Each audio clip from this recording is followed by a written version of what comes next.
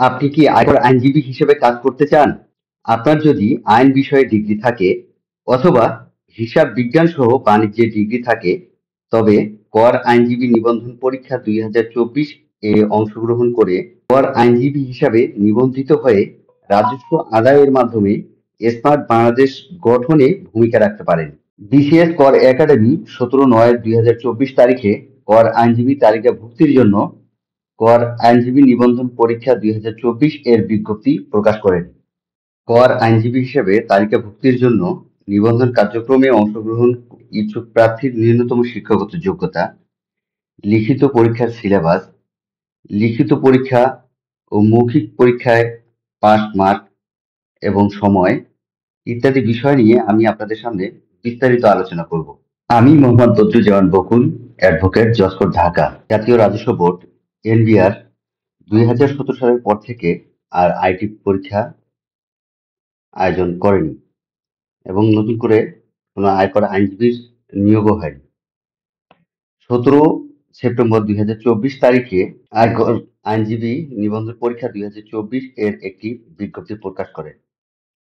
আয়কর আইন 2023 এর 327 এবং আয়কর বিধিমালা 1984 এর বিধি 37 অনুযায়ী কর আইনজীবী হিসেবে তালিকাভুক্তির জন্য 6 শ্রেণীর ব্যক্তিদের নিকট হইতে আগামী 29/9/2024 তারিখের মধ্যে যোগ্য প্রার্থীদের নিকট হতে দরখাস্তর আহ্বান করে।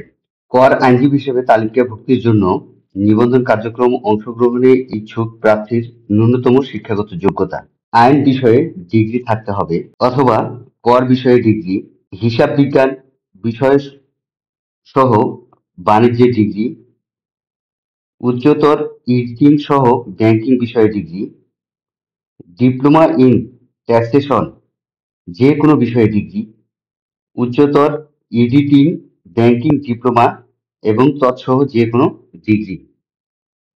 যদি এই সকল ডিগ্রি কারোর থেকে থাকে তবে নিবন্ধন কার্যক্রমে অংশগ্রহণ করতে পারবে। আয়কর আইনজীবী হিসেবে তালিকাভুক্তির জন্য 2টি ধাপে উত্তীর্ণ হতে হবে। একটি লিখিত পরীক্ষা দিতে হবে। লিখিত পরীক্ষার সিলেবাস কেমন হবে এই বিষয়ে আমি আপনাদের সামনে আলোচনা করতেছি। লিখিত পরীক্ষায় 9টি বিষয় থাকবে। এর মধ্যে 1 নম্বরে থাকবে আয়কর আইন 2023। এই আয়কর আইন, আগের যে আয়কর আইনটা ছিল এই আয়কর আইনটা বাতিল হয়ে 2023 সালে আয়করের নতুন একটা আইন হয়। এই আয়কর আইনটি আয়কর আইন 2023 নামে পরিচিত।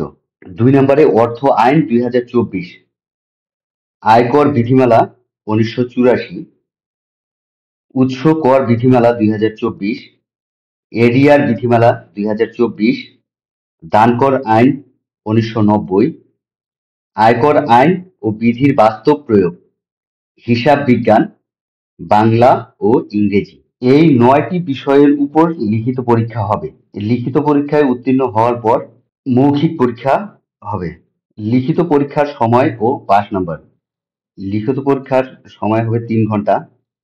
লিখিত পরীক্ষায় 100 মার্কের পরীক্ষা হবে। 100 মার্কের পরীক্ষার মধ্যে 50 মার্ক পেলে লিখিত পরীক্ষায় পাস করবে এবং মৌখিক পরীক্ষার পূর্ণমান থাকবে 50। 50-এর মধ্যে 25 মার্ক পেলে মৌখিক পরীক্ষায় উত্তীর্ণ হবে। মৌখিক পরীক্ষার সময় নিম্নলিখিত কাগজপত্র দলিলাদির মূল কপি প্রদর্শন ও সত্যায়িত কপি দাখিল করতে হবে। সকল শিক্ষাগত যোগ্যতার সার্টিফিকেট ও মার্কশিট, বর্তমান পেশা সম্পর্কে প্রার্থীর স্বঘোষণাপত্র, সম্প্রতি সময়ে তোলা প্রার্থীর 2 কপি পাসপোর্ট সাইজের ছবি, নাগরিকত্ব সনদপত্র, জাতীয় পরিচয়পত্র। তো মৌখিক পরীক্ষা যে সময় হবে সেই সময় এই সকল কাগজের মূল কপি এবং সত্যায়িত এক সেট কপি জমা প্রদান করতে হবে। মৌখিক পরীক্ষায় উত্তীর্ণ প্রার্থীগণ ঢাকা ট্যাক্সেস বার সহ বাংলাদেশের যে সকল ট্যাক্সেস বার আছে সে সকল ট্যাক্সেস বারের সদস্য হতে পারবে এবং কর আইনজীবী হিসাবে কাজ করতে পারবে। আপনাদের সবাইকে ধন্যবাদ আমাদের সাথে থাকার জন্য।